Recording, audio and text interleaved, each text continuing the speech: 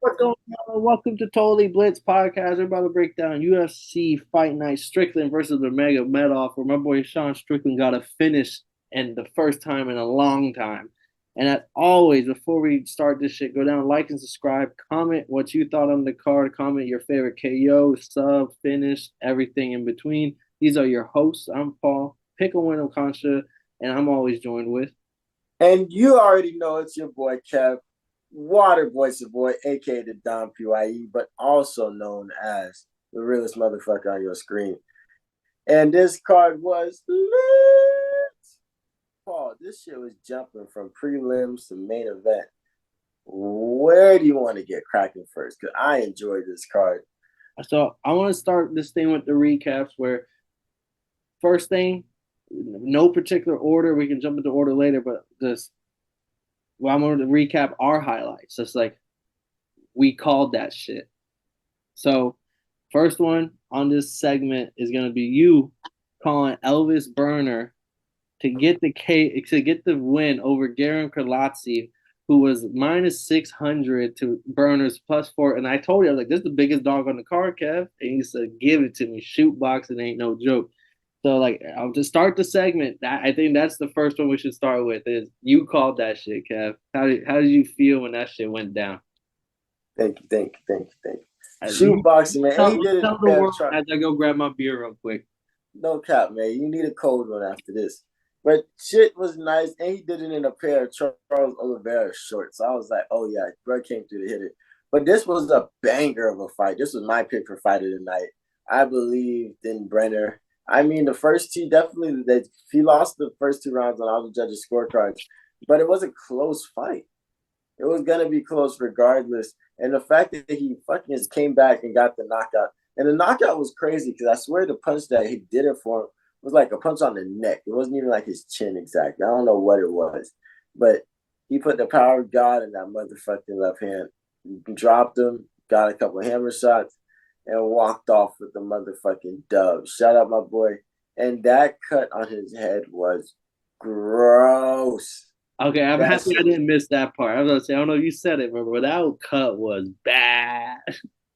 That shit was huge. I was looking at it like yuck, but never stopped once looking at it.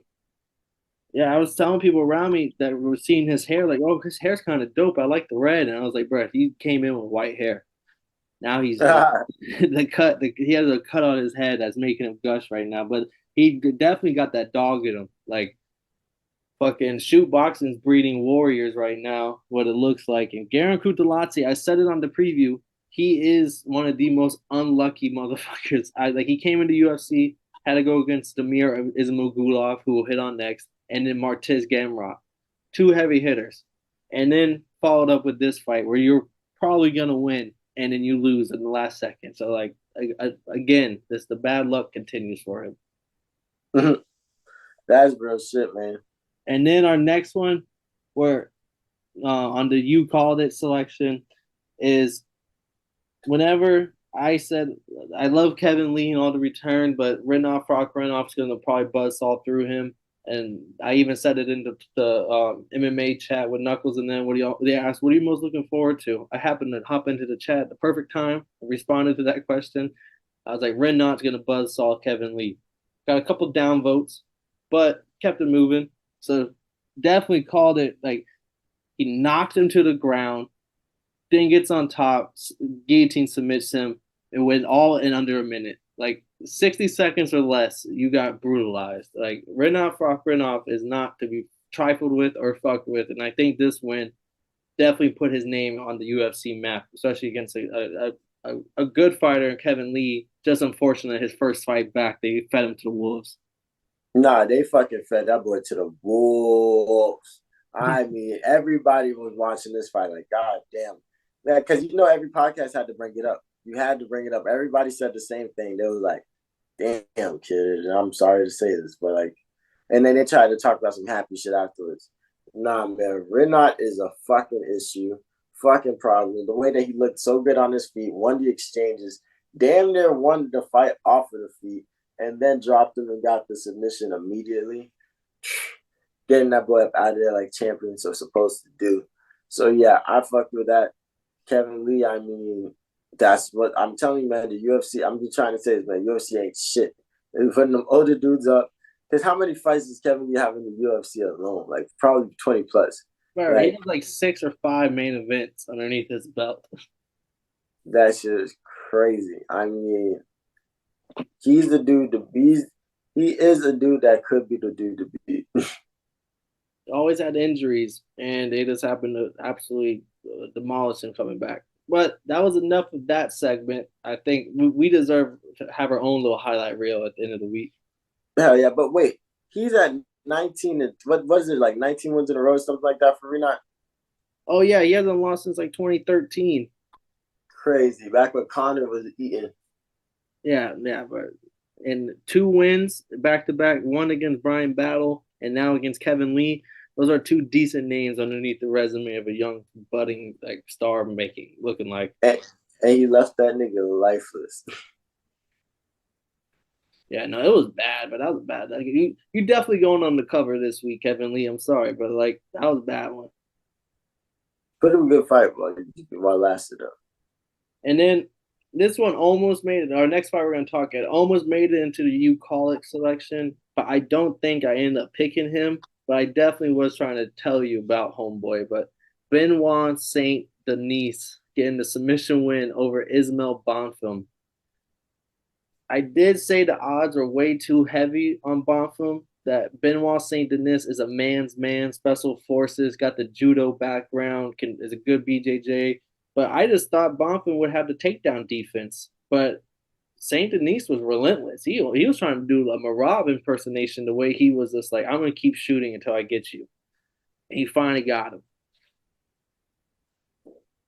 Nah, dead ass, man. I mean, oh man. Just that pressure is unstoppable. What was your favorite part about the fight? I never like I didn't feel like it was very momentous up until the finish. Like there wasn't really. It was like a couple strikes on the feet, and then he tries to shoot a takedown. He kind of gets it, and then they get back on the feet. Maybe a couple strikes, shoots for another takedown, and it wasn't really. And then like he finally got he took the back with the triangle, got him, got the fucking rear naked choke fight over in like probably 30 seconds when it hit the mat there. But like it wasn't like because that was my one thing. I was like he could probably shoot a lot of takedowns. I didn't think he would. I thought it would be some stand. I thought he was gonna shoot a couple takedowns, get stuffed because Bonfim has good takedown defense and his footwork and everything's real high. And then Bonfim it would be a good striking exchange of Bonfim winning. But I mean, if Saint Denis is like Bonfim is not just another prospect. People after that KO of T Rec, people were super high on him and his brother. So it's not going to look like a big win outside of the MMA community, but we know for Benoit Saint Denis, like if he continues to get some more wins stacked up, he could be the lightweight that no one was talking about. But now he's in the top 15, and like holy shit, like he has been unstoppable. Yeah, I mean, like I be telling you, man, the whole ass whooping machine thing, it's a lineal thing. It's like it's a lineal. I thought Bonfim was the ass whooping machine. Now that it was my little ass whooping machine. Now Saint Denis got it. You feel me? And it's in every weight class. Everybody has that belt in that weight class.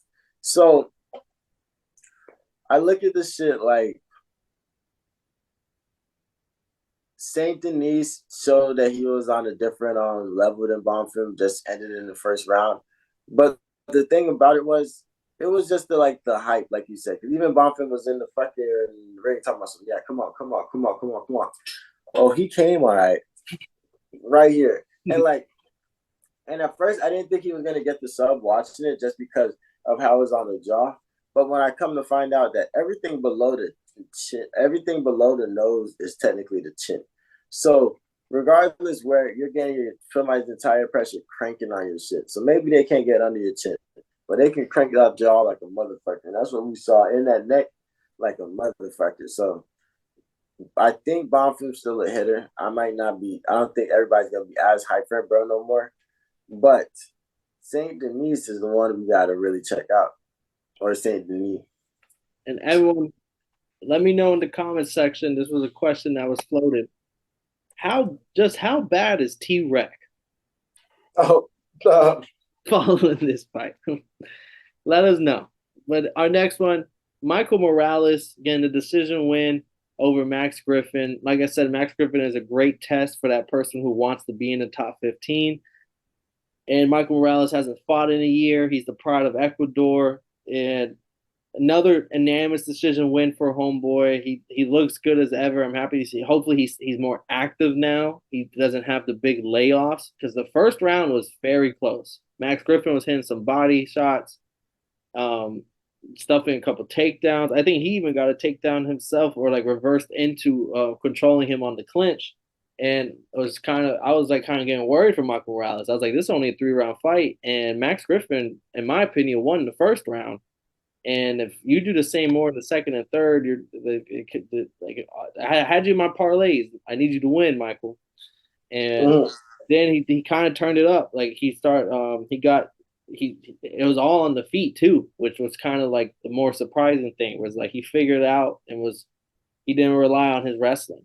Like he didn't need to.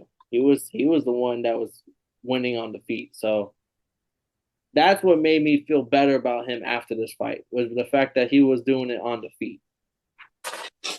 Oh nah, Morales is a G. I mean, straight up. When I found out bro was only 24 years old, that's when I was like, oh, this is when shit gets crazy. And he definitely lost that first round in a lot of people's eyes. But motherfucking the fact that he came back and he was just throwing those punches, those hits. Like, shout out to Max Griffin. Like, I feel like recently the UFC just made it a motherfucking staple to make sure they show somebody with a mean ass chin. Because shout out to I bro told for you he just bites down on the mouthpiece and he'll stay. That's what makes him fun is the fact Max Griffin when he's losing fights, he's not one of those fighters that just gives up. He'll still stay in the fight even and take the beating like a man. hell yeah, man. And you've seen it. We just got to see it. And it was a great fight. I mean, Morales has nothing but the future for him. He needs to keep going up, fight more technical talent, learn from learn from future losses. I don't know, man. Morales is a guy to watch. And he's at welterweight, which is a very fun division. That's kind of the young talents coming up. Like the card next week, we got fucking Jack Della Medina welterweight. Yeah, But they have three undefeated dudes ranked in the welterweight division, I think, right now. yeah, like the next iteration's kind of coming right now. So like seeing him get the win, he's 24 and Ecuador national champion wrestling. Yes, you could say Ecuador probably don't have many great wrestlers, but just the fact that at 24 years old, he can say he's a fucking national champion in the country of Ecuador. Like that that's better than a lot of these fucking Grand Valley champions that are coming into the UFC. Like I'm just saying, like 24 years old, the future is bright for homie. And oh, Bo Nickel, that would be a fight I would love to see in the future. Michael Morales versus Bo Nickel. Oh no, mind I forgot. Bo Nickel's at middleweight. My bad. But Morales is kind of big. I could see him moving up. Next fight, another great wrestling display. More also BJJ, but Grant Dawson, unanimous decision win over Demir Ismagulov. Like I said, Demir retired in the last fight, and then he said, "Oh, I have one more fight left to come back and do it." It kind of showed me to me that's why I didn't put him in none of my parlays or anything was because I didn't think he would like if you're coming back knowing this is your last fight, how much are you really going hard for it? And I don't know. I'm not trying to diminish Grant Dawson and what he did because he definitely dominated this fight 100%. Like this was his fight through and through, first round to third. But like this, I'm not gonna judge it that high because I don't know how much Ismagulov came for it, and also I'm tired of these backpack. I Grant Dawson's nice and all, but same thing why I didn't like Aljo. Like sometimes they just take your back triangle and then it's just that for forever. And the ref doesn't stand you up, and you're just taking the back for like 4.5 minutes on the backpack position, and you win the round, and it's great and all, but like as a fan viewing, it's just like even I'd rather watch Armin Saryukin and Gamrot wrestle. That was beautiful. Give me that for fucking 25 minutes versus you on someone's back for fucking the whole round. No, that's real. That's so real. I mean, the best way to explain Grant Dawson was I saw a tweet that said, "America, you have your Khabib." Like he definitely showed a wrestling display that's on some Dagestani level. Like definitely, he says he likes their style of wrestling, so he studies them. But definitely a great dude. Definitely want to see him do more. And he's already calling out other big names in the division. So you either want a big name or a big rank. So he's calling out like Tony Ferguson, Beneil Dariush, and the way he just kept and controlled the momentum, and like he was ragged on, bro. At one point, had him in the full Nelson. Yeah, he was really controlling the pace for sure. And they're saying Grant Dawson was giving respect to bro. He was like, nah, bro could be like he took this shit. If he was in, this is the division where anybody could be in the top five. That's how many hitters there are. So it's all about knocking off the right guys. Like he could be one of those people that are making a push to be ranked in the top five. But Dawson's good because his last three fights he beat Jared Gordon, who Paddy Pimblett just beat. That was like his big test. He beat Jared Gordon, dominated him, submitted him as well. He beats Marco Madsen, the Olympian wrestler. Then he beats up Demir Ismagulov. All three of these guys to me are like the lightweight equivalent of Max Griffin, the guy outside the top 15 that leads you into the top 15. So he had to beat three fucking gatekeepers and did it all in spectacular he finished two of them and Demir Ismagulov like he just dominated front to back. So like if anyone deserves to skip the line a couple spots in the top 15, it's definitely him because he's been kind of held out of the top 15. No, that's real shit, man. But Grant Dawson, is he your new favorite American wrestler? He's what? He's like a good version of Kobe Covington when it comes to this guy. I would say there's the greatest American wrestler of all time is Kobe Covington. So I don't know why we're even sitting here talking about who's my favorite American wrestler right now. Grant Dawson is the move. He's America's next hope in wrestling. But before we get to the main event, he skipped two fights. I think that were pretty important. The opening for the prelims with Blagoy and Rahmanov. Only reason I skipped that fight was because it was a total ass whooping from start to finish. Yeah, it was just crazy because niggas fuck. I didn't know how deep niggas fuck with Blagoy. So I told you, bro. The Casino chat be going hard. Like the whole zone would be named for him for a minute. Bro, the name of the zone was Blagozoin for like weeks on end, and he didn't have a fight until like just now. Yeah, like no rap cap, motherfucking. They were going hard for bro. So I was watching, thinking like Cino's over there, like, yeah, man. I just got in just in time for Black Boys. And I was like, oh shit. I'm thinking like, oh, Black Boy finna fuck him up. Rahmanov, I guess he's used to having like a crazy like style where he just kind of tries to tear you apart immediately and then gasses out. Judo, so yeah, judo fucking people up. So this fight, he came with a more technical style. So he kind of got all of our asses. He came with a technical style.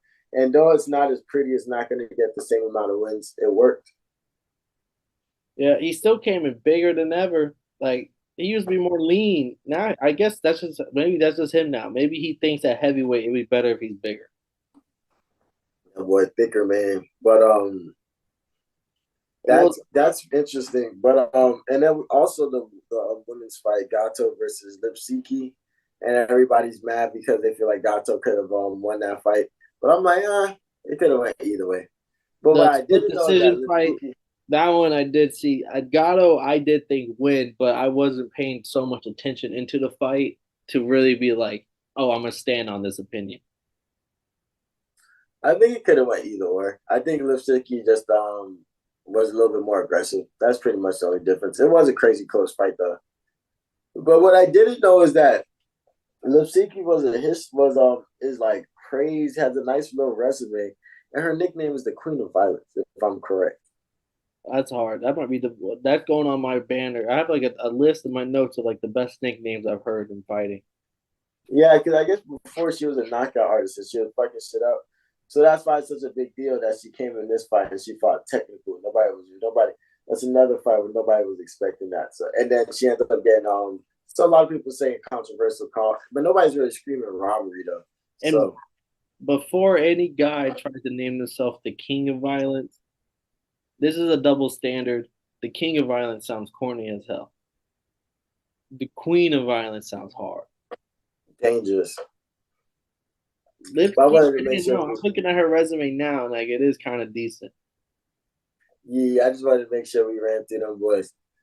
But on to the main event. Damn, the queen of violence kind of cute. Enough said. Main event time. Sean Strickland would look down on me right now if I said that. So, how do you feel? Because this, if we're gonna do another segment, this is the egg on your head segment, and I was hyping up a Busmer Magomedov. I told you before we started why I was hyping him up. I'm not gonna go deep into what walked me down hyping him up again. But Sean Strickland getting a finish. I don't think I've ever personally watched a UFC fight with him where he actually got a finish. So like this was fucking amazing. But is this why you do not fucking fast track these great fighters? Like not even great fighters. He wasn't like of a pedigree like some other people are. He wasn't part of the Magomedov clan. He wasn't some great college wrestler. He wasn't no. He didn't beat Izzy twice in kickboxing. He didn't beat Izzy twice in kickboxing. He isn't some like top like bronze medalist at the ADJCC BJJ World Championship. Like his last name's not Gracie. Like he doesn't like so. Why did like he got fast tracked? Maybe because the middleweight division is boring. But Sean Strickland, someone who is known to just get decisions, knocked his ass out. So someone uh someone needs to just like someone needs to let me know, Kev. Is that should we start pumping the brakes on people? Yes, but that was the easy answer on that. But I just think it's crazy because you can't really just come from a whole nother promotion. It's nice when they come out nasty like a Alex Paeta or like a Magomedov or a Bo Nickel. They come out nasty and they can take on these dudes. But that's a huge step up in competition. Number 7, and really the only reason why he's number 7 is because he lost a really close fight to Cannonier. So you could really be like number 5 for 4, but MMA rankings don't And really he matter, and bro. his loss before that was to the former champion Pierre. Mm-hmm. So like I look at this fight is very interesting. I think it's also interesting because Avis won the first round. He poked him in the eye, Oh, don't but get me wrong. I was talking my shit in the first round. There was, I was like, I told you, I told you. and he poked him in the eye. And the shout out to Sean Strickland for taking that eye poke and keeping Both it eyeballs going. got poked. Both of them.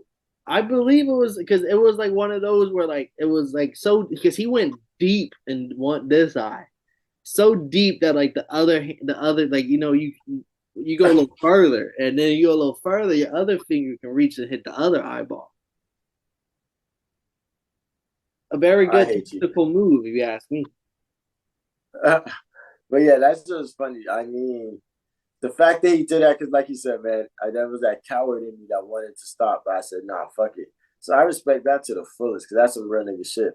America. But him coming through and getting that finish was nice. I think Avis gassed himself out in the first round. But him getting that finish was nice. I mean, just giving him hands, hands, hands. And then his speech afterwards, I had that coward in me. There was a coward. The coward was speaking. I said, no, fuck that. I heard you guys in the background. I said, I gotta do this. I fucking love this country. I said, I know. He literally said, I know I say a lot of crazy shit, but I fucking love this country. I die for this country. I kill for this country. And I'm just like, okay, this is what exactly what I wanted from a Sean Strickland knockout. Even A Sean Strickland win. even though Dana wasn't there, you know that in those moments Sean Strickland has to Mike Dana is holding his breath. Facts. He probably tuned in. He said, "Who won? By what? Put on the fucking ESPN channel right now." like fucking He's like, hold on, he's about to have he has had a knockout in like 5 years. He's about to say something. Facts. No, And he's a good guy, man. I mean, shout out Strickland. I mean, Avis didn't look bad. I think he probably has to get those cardio shit figured out. But he didn't look terrible. So I don't think the Avis train stops. Maybe slow it down. Give him like somebody. Give him a non-ranked opponent. Somebody that's not really hitting like that. no. I think Sean Strickland at this point, I know he wants a title fight after this. Which is wild. He's not getting it. But there is, I think the middleweight division is so open, and he hasn't fought Izzy yet. Where like if things kind of play a certain way, maybe he could eventually in one or two fights get it. But also at the same time, at middleweight, I don't know how fast we want Bo Nickel to move up. So like, I don't want to see a Sean Strickland versus Bo Nickel coming up soon. That is stylistically not a good fight for Sean Strickland. Dead as I look at it as there's a lot that can go down in this division. And if Sean Strickland had beat Jared Cannonier, then I would be like, okay, let's give him the loser tricks. And no, if he had beat Cannonier, I would have said, yo, you know what? Maybe not a title shot, but you can be in the next number one contender fight type shit. But because he lost to Cannonier, it's tough to give him another title shot after Cannonier just beat like a Marvin Vettori, broke the record for middleweight punches for significant strikes. I'm thinking like Cannonier is gonna. I think Izzy fights the winner of Jerkis versus Whitaker, and Cannonier is the backup fighter for that. And then Sean Strickland just get one more W, and then you get one more W gets you really deep in that mix. No, like, and he's kind of got a following, even though like they love him. Yeah, And even though it's not like big on Twitter. I mean, he's big on Twitter, but it's not like his Twitter page got a lot of followers and shit. It's just like he has a community that fucks with him. And it was that press conference where him and Izzy were going back and forth. He was like, "You watch fucking anime porn, you weirdo." I really hope we're in the timeline in where we get to see Sean Strickland be champion. I really hope we're in that universe. Just wait on it, man. And he beat him Magomedov. We didn't know Magomedov. That is pretty good for your resume. But shout out Sean Strickland for just showing up. They said he got paid a lot of money and took this fight when he probably didn't have to. So shout out him, and again the W, again KO.